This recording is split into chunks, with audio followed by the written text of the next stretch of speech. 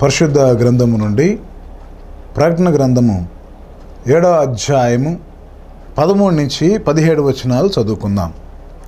పెద్దలలో ఒకడు, తెల్లని వస్త్రములు ధరించుకున్న వీరు ఎవరు, ఎక్కడి నుండి వచ్చిరని నన్ను అడిగాను. అందుకు నేను, అయ్యా, నీకే తెలియననగా అతడు ఇలాగు నాతో చెప్పాను, వీరు మహాశ్రమల నుండి వచ్చినవారు. గొర్రెపిల్ల రక్తములో తమ వస్త్రములను ఉతుక్కొని వాటిని తెలుపు చేసుకొనిరి. అందువలన వారు దేవుని సింహాసనం ఎదుట ఉండి రాత్రింబగళ్ళు ఆయన ఆలయములో ఆయనను సేవించున్నారు. సింహాసీనుడైన వాడు తానే తన గుడారమును వారి మీద కప్పును. వారికి ఇక మీదట ఆకలి అయినను దాహమైనను ఉండదు. సూర్యుని ఎండైనను ఏ వడగాలైనను వారికి తగలదు. ఏలయనగా సింహాసన మధ్యమందు గొర్రెపిల్ల వారి కాపురి అయి జీవజలముల బుగ్గల యొద్దకు వారిని నడిపించును. దేవుడే వారి కన్నుల నుండి ప్రతి బాష్ప బిందువును తుడిచివేయును. ప్రభునందు ప్రియమైనటువంటి దేవుని బిడ్డలారా, ఈ చదవబడినటువంటి ఈ యొక్క లేఖన భాగంలో చాలా ప్రాముఖ్యమైనటువంటి విషయాలు మనం ధ్యానించబోతూ ఉన్నాం.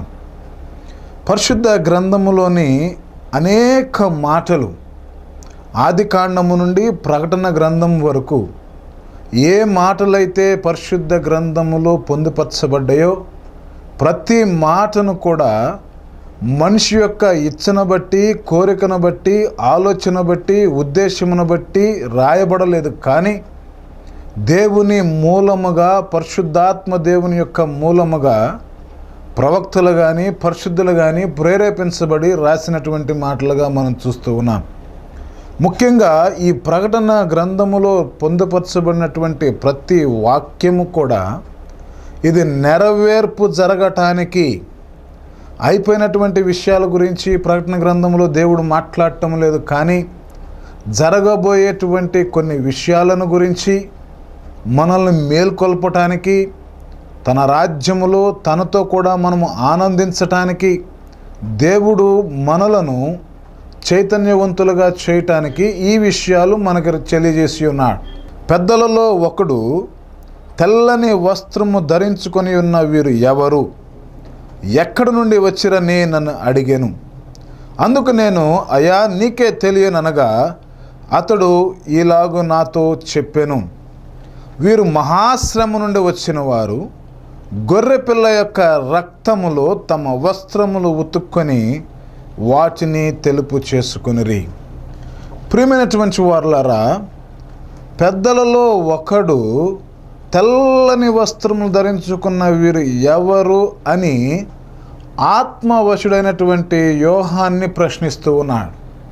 పద్మాస్ దీవిలో ఉన్నటువంటి యోహాను గారు ఆత్మవశుడయి పరలోక రాజ్యములోనికి ప్రవేశించాడు. పరలోక రాజ్యములో జరుగుతున్నాయి అన్నటువంటి ఆ యొక్క ప్రతి విషయాన్ని కూడా ఆయన కంటితో చూస్తూ ఉన్నాడు. ఆయన చూస్తున్నప్పుడు తెల్లని వస్త్రాలు ధరించుకున్నటువంటి వారు అనేకులు ఆయన గమనిస్తూ ఉన్నాడు. గమనిస్తూ ఉంటే అక్కడ ఉన్నటువంటి పెద్దలలో ఒక పెద్ద యోహాను యొద్దకు వచ్చి, అయ్యా, ఇక్కడ వీరందరూ తెల్లని వస్త్రం ధరించుకొని ఉన్నారు కదా, వీరు ఎవరు, ఎక్కడి నుండి వచ్చారని ఆత్మవశుడైనటువంటి యోహాను గారిని అడిగినప్పుడు యోహాన్ అంటూ ఉన్నాడు, అయ్యా, వీరు ఎక్కడి నుంచి వచ్చారో నాకైతే తెలియదు, మీరే నాకు చెప్పండి అని ఆ పెద్దల్లో ఉన్నటువంటి ఒక వ్యక్తిని అడిగినప్పుడు ఆయన అంటూ ఉన్నాడు, వీరు మహాశ్రమ నుండి వచ్చారు. ప్రియమైన దేవుని బిడ్డలారా, జాగ్రత్తగా గమనించాలి. ఆయన ఇలాగూ వారితో చెప్పాను, వీరు మహాశ్రమల నుండి వచ్చిన వారు. గొర్రెపిల్ల రక్తములో తమ వస్త్రములను ఉతుక్కొని వాటిని తెలుపు చేసుకునేది. ఇక్కడ వస్త్రము అని సంబోధిస్తూ ఉన్నాడు. ఈ పెద్దలలో ఉన్నటువంటి ఒక పెద్ద, వీరందరూ కూడా తెల్లని వస్త్రాలు కలిగి ఉండటానికి ప్రాముఖ్యమైన కారణం ఏమిటి అంటే, వీరు వారి వస్త్రములను గొర్రెపిల్ల యొక్క రక్తములో ఉతుక్కున్నారు అనేటువంటి విషయాన్ని యోహానికి తెలియజేస్తూ ఉన్నాడు.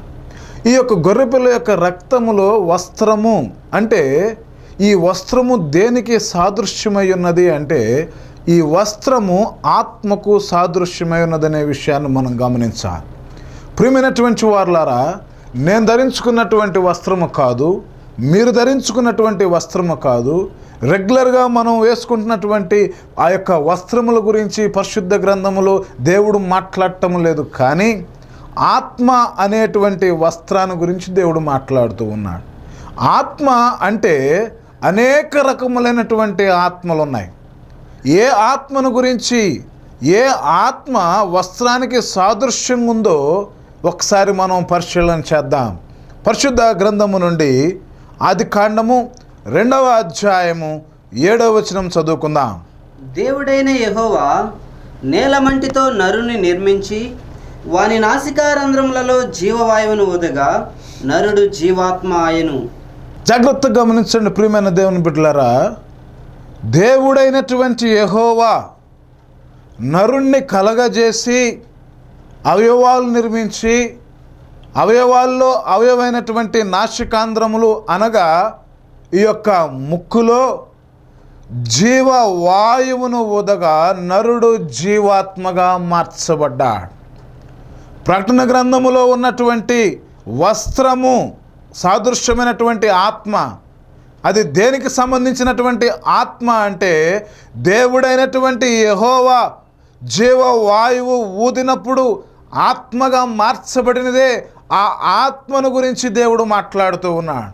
ప్రియమైనటువంటి వారులారా, దేవుడు ఈ మనిషిని సృజించినటువంటి విధానాన్ని ఒక్కసారి మనం జ్ఞాపకం చేద్దాం. ఆ యొక్క దేవుడు ఎలా ఈ యొక్క వ్యక్తిని సృజించాడు అంటే, ఒక మట్టిని తీసుకొని ఆ మట్టిని బొమ్మగా చేసినటువంటి ఆ యొక్క మట్టికి అవయవాలు అమర్చి అవయవాల్లో అవయవమైనటువంటి నాసికాంధ్రములలో జీవవాయువు అనగా జీవించేటువంటి గాలి అనేటువంటి విషయాన్ని మీరు మర్చిపోకూడదు. జీవవాయువు ఊదగా అంటే అని అట్లా దేవుడు ఆ నాసికాంధ్రములలో ఊదినప్పుడు ఈ మట్టి బ్రతికినట్టుగా మనము చూస్తూ ఉన్నాం.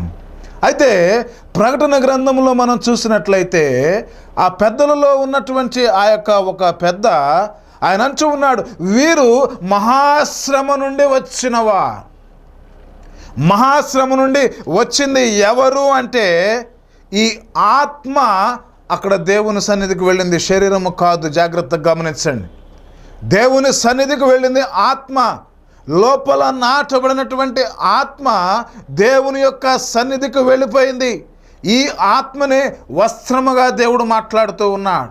ఈ ఆత్మ ఎలా ఉంది అంట, తెల్లని వస్త్రము వలె యేసు యొక్క రక్తములో కడగబడినటువంటి వస్త్రముగా ఉందని దేవుని యొక్క వాక్యము సెలవిస్తూ ఉంది. ప్రియమైనటువంటి దేవుని బిడ్డలారా, ఆ మాటను ఒకసారి మనం జ్ఞాపకం చేసుకుందాం. ప్రకటన గ్రంథము ఆ యొక్క కింద మాటలు మనం చూసుకుందాం. ఆ యొక్క మాటలు అంటూ ఉన్నాడు, అయ్యా నీకే తెలియననగా అతడు ఇలాగ నాతో చెప్పాను, వీరు మహాశ్రమం నుండి వచ్చిన వారు గొర్రెపిల్ల రక్తములో తమ వస్త్రములు ఉతుక్కొని వాటిని తెలుపు చేసుకొనిరి. ఎందుకు గొర్రెపిల్ల యొక్క రక్తములో వస్త్రములను తెలుపు చేసుకున్నారు? తెలుపు చేసుకోవాల్సినటువంటి ఆ యొక్క ప్రాముఖ్యత ఎందుకు, దేనికి తెలుపు చేసుకోవాల్సి వచ్చింది? ఒకవేళ తెలుపు చేసుకోకపోతే ఏం జరుగుతుంది? తెలుపు చేసుకోవటం వలన వారు దేవుని రాజ్యములో ఉన్నట్టుగా మనం చూస్తూ ఉన్నాం. తెలుపు చేసుకొని ఎడల, నిర్లక్ష్యం చేసిన ఎడల, నీ వస్త్రము అనే నీ ఆత్మను నువ్వు యేసు యొక్క రక్తములో నువ్వు కడగకుండా, నువ్వు నీ పాపములు ఒప్పుకోకుండా నీవు ఈ లోకానుసారమైన జీవితం జీవించడం వలన నీవు నరకానికి అప్పగించబడేటువంటి ఆ యొక్క ఆత్మగా ఉన్నావు. కానీ నీవు దేవుని రాజ్యమును స్వతంత్రించుకునే బిడ్డవి ఎంత మాత్రము కాలేవు. అందుకని అంటూ ఉన్నాడు దేవుడు. చూడండి, ఆ యొక్క రోమిలకు రాసిన పత్రిక 8వ అధ్యాయము 12 నుంచి 14 వచనం చదువుకుందాం. కాబట్టి సహోదరులారా, శరీరానుసారముగా ప్రవర్తించుటకు మనము శరీరమునకు రుణస్థులము కాము. మీరు శరీరానుసారముగా ప్రవర్తించిన ఎడల చావవలసిన వారే ఇందురు గాని ఆత్మచేత శారీర క్రియలను చంపిన ఎడల జీవించెదరు. దేవుని ఆత్మచేత ఎందరు నడిపింపబడుదురో వారందరూ దేవుని కుమారులయ్యుందురు. జాగ్రత్తగా ఈ మాటలు మీరు అర్థం చేసుకోండి. శరీరానుసారముగా ప్రవర్తించటం అంటే ఈ శరీరము ఎలా చెబితే అలా నడుచుకోవటం. జాగ్రత్తగా వినండి. చాలామంది కూడా ఈ లోకములో వారు టీవీ చూస్తారు. ఈ టీవీ చూసేటప్పుడు అందరికీ అలవాటు ఉంది, టీవీ చూడాలనే అలవాటు అందరికీ ఉంది. అయితే టీవీ ఆన్ చేసినప్పుడు ఎన్నో రకములైనటువంటి ఛానల్స్ ఆ టీవీలో ప్రసారం అవటం మనం చూస్తాం, ఎన్నో రకమైనటువంటి ప్రోగ్రామ్స్. అయితే ఆ టీవీలో కూడా దేవునికి సంబంధించినటువంటి సువార్త వినిపింపబడుతూ ఉన్నది. ఆ సువార్త వినిపింపబడుతూ ఉన్నది. వాటితో పాటు అనేక రకములైనటువంటి ప్రోగ్రామ్స్ టెలికాస్ట్ అవుతూ ఉంటాయి.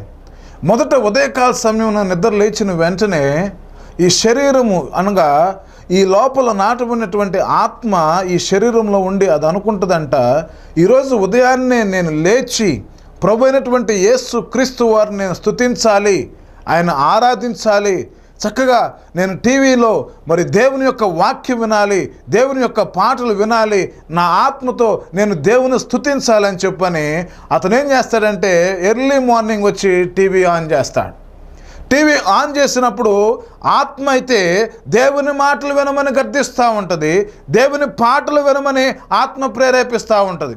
కానీ ఎప్పుడైతే దేవుని మాటలు విందామని ఆ యొక్క ఛానల్ ప్రోగ్రామ్స్ని చేంజ్ చేస్తూ ఉంటాడో శరీరం అంటుంది, నువ్వు దేవుని పాటలు దేవుని యొక్క వాక్యము కాదు, ఇదిగో ఈ ప్రోగ్రాం వస్తుంది, ఇది చూడు, ఈ ప్రోగ్రాంలో ఏ చూపిస్తూ ఉన్నారు, వీటిని చూసి నువ్వు ఆనందించన్నప్పుడు ఈ యొక్క వ్యక్తి ఉదయాన్నే లేచి ప్రభువు స్తుతించాలనుకున్నటువంటి వ్యక్తి, దేవుని ఆరాధించాలనుకున్న వ్యక్తి, దేవుని సన్నిధిలో మరి పరిశుద్ధ సన్నిధిలో గడపాలనుకున్నటువంటి వ్యక్తి శరీరమునకు లోబడి, శరీర ఆలోచనలకు లోబడి ఆత్మ చెప్పేటువంటి దాన్ని విడిచిపెట్టి ఏం చేస్తున్నాడు, శరీరానుసారంగా ప్రవర్తిస్తూ ఉన్నాడు. ప్రియమైనటువంటి వారు అంత మాత్రమే కాదు, కొంతమంది కంప్యూటర్ దగ్గర కూర్చుంటారు. కంప్యూటర్ దగ్గర కూర్చొని ఏదో వర్క్ చేసుకోవాలని వారు ఆన్ చేస్తారు. కానీ వారు వర్క్ చేసేదానికంటే వారు పాపము చేసేటువంటి స్థితి ఎక్కువగా మనం చూస్తూ ఉన్నాం. కారణం ఏమిటి అంటే ఆత్మ పాపము చేయటానికి అది ఇష్టపడదు అనే విషయాన్ని గమనించండి. శరీరము పాపము చేయాలని ఎంతగానో ఇష్టపడుతూ ఉన్నది. అయితే దేవుని యొక్క వాక్యం సెలవిస్తూ ఉన్నాడు, సహోదరులారా, శరీరానుసారముగా ప్రవర్తించుటకు మనము శరీరమునకు రుణస్థులము కాము. మనం శరీరానికి మన రుణస్థులము కాము. కారణం ఏంటంటే శరీరము మట్టితో చేయబడింది. శరీరము నేడుండి రేపు ఆ యొక్క శరీరము ఆ యొక్క భూమిలోనికి ప్రవేశిస్తుంది. ప్రియమైన దేవుని బిడ్డలారా, జాగ్రత్తగా గమనించండి. అందుకని అంటూ ఉన్నాడు, మీరు శరీరానుసారముగా ప్రవర్తించిన ఎడల చావలసిన వారై ఎందురు గాని ఆత్మచేత శరీర క్రియలను చంపిన ఎడల జీవించెదరు. దేవుడు ఆత్మచేత ఎందరు నడిపింపబడుదురో వారందరూ దేవుని కుమారులై ఉందరు.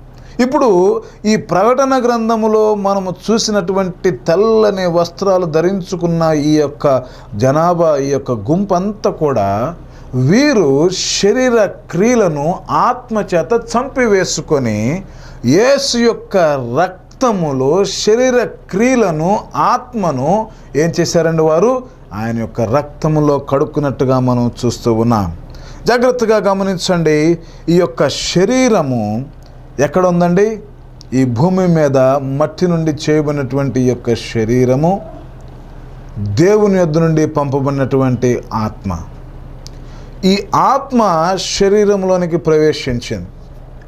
శరీరంలోనికి ప్రవేశించిన తర్వాత శరీరము ఆత్మ రెండు కలిసి పాపం చేయటం ప్రారంభించాయి. ఎలాగంటే ఆత్మేమో దేవుని మాటలు వినాలంటుంది, శరీరమేమో పాపం చేయాలంటుంది. అప్పుడు ఆత్మచేత శరీర కార్యములను చంపివేసుకోకుండా మీరేం చేస్తున్నారంటే శరీరముతో ఏకీభవించి పాపము చేయటం వలన ఏం జరుగుతుందంటే లోపల నాటబడినటువంటి ఆత్మకున్నటువంటి లక్షణాన్ని అది కోల్పోతూ ఉన్నది. లోపల నాటబడినటువంటి ఆత్మకు ఎటువంటి లక్షణం ఉన్నది?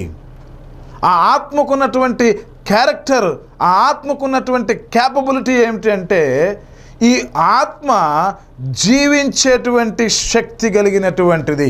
ఎప్పుడైతే మట్టితో చేసినటువంటి శరీరంలోకి జీవవాయువు వెళ్ళి ఆత్మగా మార్చబడిందో ఆ మనిషి బ్రతకటం ప్రారంభించాడు.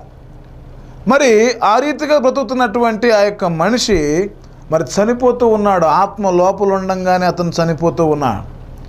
ఆత్మ ఎందుకు ఆ శరీరంలో ఇంకా నివసించలేకపోతుంది?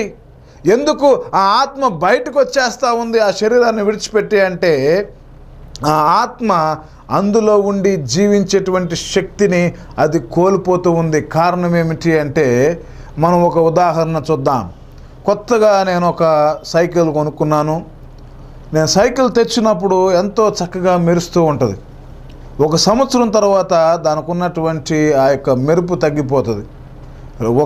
కొన్ని సంవత్సరాల తర్వాత మనం గమనిస్తే ఆ సైకిల్కు ఉన్నటువంటి ఆ మెరుపు కానీ లేకపోతే ఆ యొక్క సైకిల్ కూడా పాడినటువంటి స్థితిలో మనం చూస్తూ ఉన్నాం.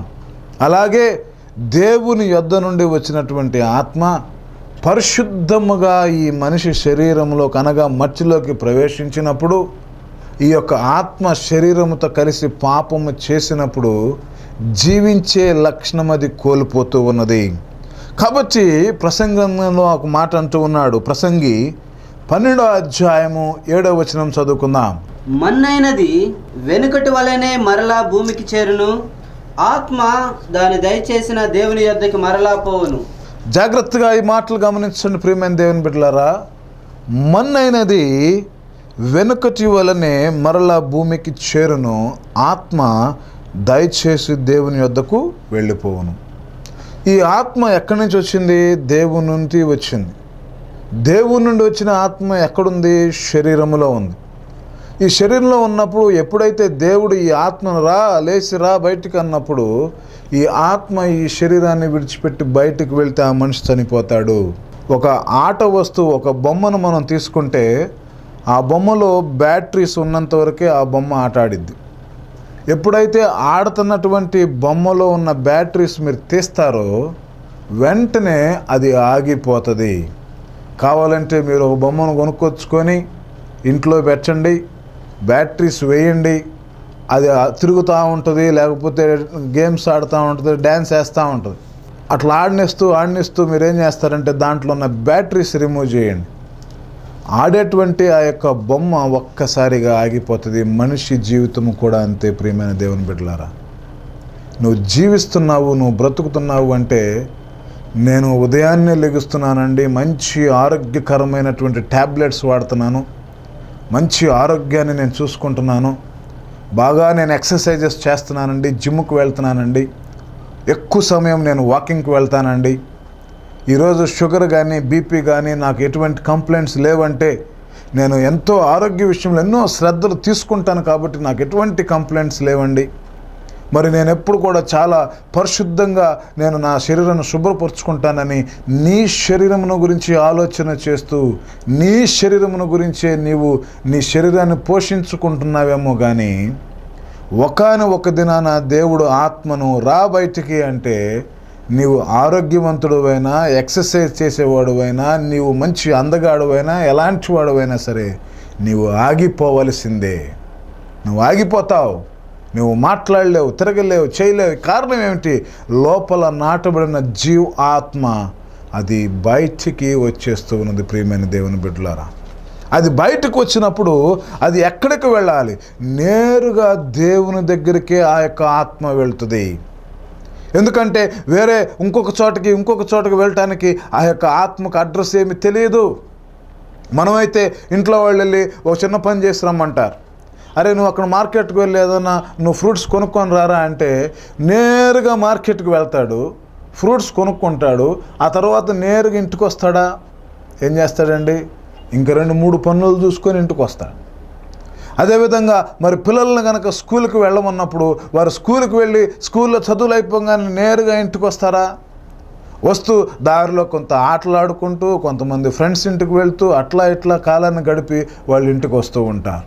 ప్రియమైనటువంటి దేవుని బిడ్డలారా, ఆత్మ అయితే శరీరాన్ని విడిచిపెట్టిన తర్వాత అటు ఇటు తిరగటానికి, ఈ భూమి మీద సంచరించటానికి, ఎక్కడికన్నా వెళ్ళటానికి, ఫ్రెండ్స్తో గడపటానికి, సహవాసం చేయటానికి, ఇంకో చోటికి వెళ్ళటానికి దానికి ఏ మార్గము తెలియదు, ఏ స్థలము కూడా దానికి తెలియదు. కేవలము అది ఎక్కడి నుంచి వచ్చిందో తిరిగి అక్కడికి అది వెళ్ళిపోతున్నట్టుగా మనం చూస్తూ ఉన్నాం. ఎక్కడి నుంచి ఈ యొక్క ఆత్మ వచ్చిందంటే దేవుని నోట నుండి ఈ యొక్క జీవ వాయువు ఉదగా నరుడు జీవాత్మగా మార్చబడ్డాడని మనం చూస్తూ ఉన్నాం. ఈ ఆత్మ మరలా దేవునిలో ఏకమైపోవటానికి అది తిరిగి లేచి దేవుని దగ్గరికి వెళ్తుంది. కానీ ఈ ఆత్మ జీవించకపోతే, ఈ ఆత్మలో జీవము లేకపోతే, ఈ ఆత్మ యేసు యొక్క రక్తములో కడగబడకపోతే, ఈ ఆత్మ పాప క్షమాపణ పొందకపోతే, ఈ ఆత్మ దేవుణ్ణి అంగీకరించకపోతే ఇది ఏమైపోతుందంటే దేవునిలోకి ఏకమవ్వలేదు, కానీ ఇది తన యొక్క దిశను మళ్ళించుకొని అది ఎక్కడికి వెళ్తుందండి? నరకములోనికి ప్రవేశిస్తున్నట్టుగా మనము చూస్తూ ఉన్నాం. అందుకనే మత్తయి సువార్త 24వ అధ్యాయం 51వ వచనంలో దేవుడు ఇలాగ సెలవిస్తూ ఉన్నాడు. అక్కడ ఏడ్పును పండ్ల కొరుకుటయు నుండును. అక్కడ ఏముంటాయి అంట? ఏడుపును పండ్లు కొరుకుటయు ఉండును. పండ్లు అంటే మన ఇంట్లో తినే పండ్లు కాదు ప్రియమైన దేవుని బిడ్డలారా, ఫ్రూట్స్ అనుకుంటున్నారేమో. పళ్ళు, ఈ పళ్ళుని పట పట పట పట కొరుక్కుంటూ ఉంటారు. ఇప్పుడైతే కొంతమందిని మనం చూస్తాం పళ్ళు కొరికే వాళ్ళని. ఏదన్నా డబ్బులు ఇవ్వాల్సిన వాళ్ళు డబ్బులు ఇవ్వకపోతే, లేకపోతే ఎవరన్నా అన్యాయం చేస్తే, ఏదన్నా కోపతాపాలు వచ్చినప్పుడు ఏం చేస్తారంటే వీళ్ళు పళ్ళు పట పట పట పటమని కొరుకుతూ ఉంటారు. కానీ ఎంతసేపు కొరుకుతారండి? ఒక 5 నిమిషాలు 10 నిమిషాలు పళ్ళు కొరుకుతారు. తర్వాత ఈ దవళ్ళు నొప్పి వచ్చేస్తాయి, ఇక కొరకలేరు. ఏం చేస్తారంటే ఆ రాత్రి అంతా బాధపడతారు. అనవసరంగా పళ్ళు కొరికానమ్మా, వాడు డబ్బులు ఇస్తాడు అనుకున్నాను, డబ్బులు ఇవ్వలేదు, నా పళ్ళన్నీ నొప్పులు పడుతున్నాయని బాధపడుతూ ఉంటారు. కానీ ట్యాబ్లెట్స్ ఉన్నాయి, దానికి డాక్టర్స్ ఉన్నారు. నీకున్నటువంటి ఆ యొక్క పంటి నొప్పిని లేకపోతే దవడ నొప్పిని తగ్గించడానికి ఈ భూమి మీద ఎంతోమంది ఉన్నారు. నువ్వు మందులు వాడి నువ్వు తగ్గించుకుంటావు. కానీ ఒకవేళ నీ ఆత్మ దేవునిలో ఏకము కాకుండా నరకములోకి వెళ్ళినట్లయితే అక్కడ ఏడుపును పండ్లు కొరుకుటయు ఉండును. ఎంతకాలం ఉంటుంది? ఎంతకాలం ఉంటుందో ఇక్కడ కాలము తెలియపరచలేదు. నువ్వు యుగ యుగములు ఏడుస్తూ పండ్లు కొరుకుతూ ఉంటావు. చాలామంది ఇతను నన్ను ఎంతగానో ఏడిపిస్తున్నాడండి అంటారు. ఎంతగానో ఏడిపించేటువంటి వ్యక్తి ఒకానొక దినాన ప్రేమించే అవకాశం ఉన్నది. కానీ అక్కడ నువ్వు ఏడుస్తున్నావంటే నిత్యము నువ్వు కన్నీరు కారుస్తూ ఉంటావు. కారణం ఏంటి? ఎందుకు కారుస్తానండి నేను కన్నీరు? అసలు నాకు ఏడుపు అనేది లేదు, ఎప్పుడు నేను సంతోషంగా ఉంటానని నువ్వు అనుకుంటున్నావేమో. అక్కడ అగ్నిలో నీవు కాల్చబడుతూ ఉన్నప్పుడు, నీ ఆత్మకు స్పర్శ తెలిసి అది కాల్చబడుతున్నప్పుడు ప్రియమైన దేవుని బిడ్డలారా నువ్వు జాగ్రత్తగా గమనించా. ఇందాక ఒక విషయం నేను చెప్పడం నేను మర్చిపోయాను. ఏమిటి అంటే, ఈ మన్నైనది వెనకటి వెళ్ళే ఈ యొక్క మట్టిలోనికి భూమిలోకి వెళ్ళిపోతుంది కదా, ఆత్మ దేవుని దగ్గరికి వెళ్ళిపోతుంది. ఈ మన్నైనది అంటే ఏంటి? ఈ శరీరం ఎక్కడికి వెళ్ళిపోయింది? మట్టిలోకి వెళ్ళిపోయింది. ఆత్మ ఎక్కడికి వెళ్ళిపోయింది? దేవుని దగ్గరికి వెళ్ళిపోయింది. దానికి అక్కడ ద్వారం లేదు, దేవుని దగ్గరికి ప్రవేశించడానికి దానికి ద్వారం దొరకలేదు. కారణం ఏంటి? జీవించే లక్షణం కోల్పోయింది. అప్పుడు ఇది ఏం చేస్తుంది? ఈ ఆత్మ నరకానికి వెళ్ళాలి. ఈ శరీరములో ఈ యొక్క ఆత్మ నరకానికి వెళ్ళినప్పుడు ఈ శరీరానికి సంబంధించి ఆ ఆత్మకు సంబంధించిన ఫీలింగ్స్ అన్నీ శరీరానికి తెలుస్తూ ఉంటుంది. ఒక వాక్యములో దేవుడు సెలవిస్తూ ఉన్నాడు. ఏమన్నాడంటే, ఆయన మేఘముల మీదకు వచ్చినప్పుడు మృతులైనటువంటి వారు మొదట లేస్తారు, ఆ తర్వాత సజీవులై నిలిచియుండు మనము ఆయనతో కూడా ఏకమౌటకు మనము మేఘముల మీద కొనిపోబడతామనే మాట.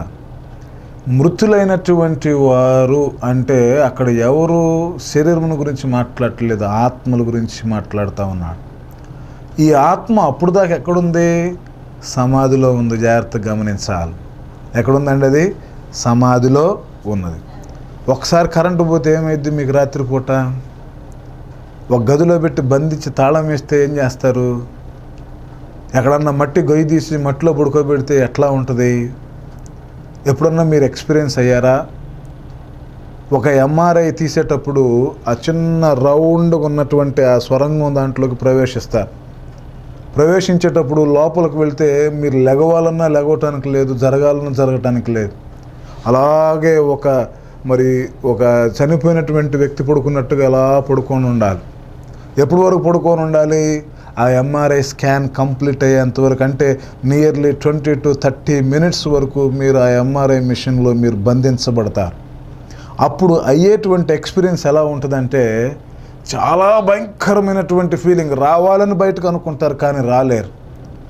అయితే ఆ అరగంట తర్వాత మీరు బయటకు వచ్చేస్తారు, సంతోషంగా మీరు మళ్ళీ మీరు బయటకు వెళ్ళిపోయి లోకాన్ని చూడగలుగుతారు. కానీ మట్టిలోకి వెళ్ళిపోయిన తర్వాత శరీరాన్ని పక్కన పెట్టేస్తే ఆత్మకు ఫీలింగ్స్ ఉంటాయి. ఈ ఆత్మ ఉంటేనే మట్టి బ్రతికింది, ఈ ఆత్మ శరీరాన్ని విడిచిపెట్టింది, కానీ ఇది కూడా దాంతోపాటు కప్పెట్టబడింది కాబట్టే ఇది నరక వేదన అనుభవిస్తూ ఉంటుంది. ఎప్పుడు మీకు తెలుస్తూనే ఉంటుంది, చీకటిగా ఉంటుంది. బయటికి వెళ్ళిపోవాలనుకుంటారు కానీ మీరు బయటికి వెళ్ళలేరు. ఒకానొక దినాన ప్రభు వచ్చి లేపినప్పుడు ఆత్మలు దేవుని దగ్గరికి వెళ్ళవలసినవి దేవుని దగ్గరికి, నరకానికి వెళ్ళవలసినవి నరకానికి అవి ప్రవేశిస్తాయి. ఎప్పుడు అవి లెగుస్తాయి అంటే అక్కడ ప్రకటన గ్రంథంలో ఒక మాట అంటాడు, అప్పుడు గ్రంథములు విప్పబడెను, జీవ గ్రంథమును వేరొక గ్రంథం విప్పబడెను. ఆ గ్రంథముందు రాయబడినటువంటి వాటి యొక్క పేర్లను బట్టి ఆత్మలు దేవుని రాజ్యంలోనికి ప్రవేశిస్తాయి. మృతులను అప్పగించెను, సముద్రము మృతులను అప్పగించెననే వాక్యము మనం చదువుతూ ఉన్నాం. ప్రియమైన దేవుని బిడ్డలారా, ఇంకా ఈ ప్రకటన గ్రంథం గురించి అనేక మర్మాలు ప్రభు చిత్తమైతే రానున్న కాలంలో ఇంకా నేను మీకు వివరంగా చెప్పడానికి దేవుడు కృప చూపిస్తాడని నేను నమ్మి విశ్వసిస్తూ ఉన్నాను. అయితే జాగ్రత్తగా గమనించండి, ఈ ఆత్మ అగ్నిగుండానికి వెళ్ళిపోతుంది. కారణం ఏమిటంటే జీవించే లక్షణము ఈ ఆత్మకు లేదు గనక. ఈ అగ్నిగుండములు అక్కడ ఏడుపును పండ్లు కొరుకుతూ ఉంటాయి. అందుకనే దేవుడు లూకా సువార్త 19వ అధ్యాయం 10వ వచనం ఈ మాట తెలియజేస్తూ ఉన్నాడు. నశించిన దాన్ని వెదకి రక్షించుటకు మనిషి కుమారుడు వచ్చినని అతనితో చెప్పాను. జాగ్రత్తగా వినండి, నశించిన దాన్ని వెదక రక్షించటానికి మనిషి కుమారుడు ఈ లోకానికి వచ్చాను. ఈ ప్రకటన గ్రంథంలో ఉన్న మాటలు చాలా రహస్యముతో కూడినటువంటి మాటలు. మనసు పెట్టి మనం ఏకాగ్రతతో ఈ మాటలు విన్నప్పుడు వీటిలో ఉన్నటువంటి మర్మము మనకు బోధపడుతుంది, అర్థమవుతుంది. నశించిపోతుంది ఏంటి?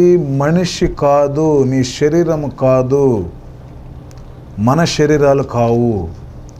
నశించిపోతుంది లోపలుండ ఆత్మ నశించిపోతుంది. ఎలా నశించిపోతుంది? శరీరముతో కలిసి పాపము చేసి దానికి ఉన్నటువంటి జీవించే లక్షణము అనే స్వారూప్యాన్ని అది కోల్పోయి నశించిపోతూ ఉన్నది. నశించిపోతున్నటువంటి ఆత్మలను రక్షించటానికి మనుష్య కుమారుడు ఈ లోకానికి వచ్చాడు. అందుకనే దేవుని యొక్క మాట ఇక్కడ క్లియర్గా ఆయన తెలియజేస్తున్నాడు. ఏముందంటే నశించిపోతుంది శరీరమా ఆత్మ? ఒకసారి పరిశీలన చేస్తే ఇక్కడ నశించిపోతుంది ఆత్మ, శరీరము కాదు. అందుకని దేవుడు అంటున్నాడు, నశించిన దాన్ని వెదక రక్షించడానికి మనుష్య కుమారుడు ఈ లోకానికి వచ్చాడు. అంటే ఈ లోపల పడినటువంటి ఆత్మలు నశించిపోతున్నాయి గనక అవి నశించిపోకుండా కాపాడటానికి, ఆయన రాజ్యంలోనికి తీసుకువెళ్ళటానికి, ఆయనతో కూడా మనం నివాసము చేయటానికి, ఆయన చేసిన వాగ్దానం ప్రకారంగా మనలందరినీ కూడా దేవునితో మనం ఆనందించే విధముగా, పరలోక రాజ్యంలో సంతోషించే విధముగా, ఏ కన్నీరైనను మనకు లేకుండా, ఏ వడగాలైనను, ఏ విధమైనటువంటి ప్రమాదమైనను, ఏ విధమైనటువంటి నష్టమైనను మనకు కలగకుండా దేవునితో మనం ఆనందించటానికి, ఈ ఆత్మను రక్షించడానికి ప్రభువైన యేసుక్రీస్తు వారు ఈ లోకానికి వచ్చారు. జాగ్రత్తగా గమనించాలి.